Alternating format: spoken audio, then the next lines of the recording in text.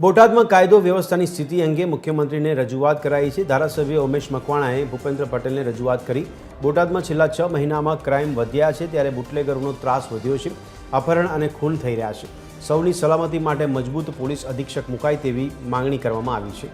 હાલના એસપી બરોલિયાના બદલે કડક પોલીસ અધિક્ષક મુકાય તેવી માંગણી કરવામાં આવી છે। અમારા બોટાદ શહેરમાં છેલ્લા 6 મહિનાની અંદર કાયદો અને વ્યવસ્થાની સ્થિતિ ખૂબ જ ગંભીર બનતી જાય છે। અપહરણો થાય છે, મર્ડરો થાય છે, લૂંટ થાય છે, વારંવાર બુટલેગરોનો ત્રાસ વધતો જાય છે।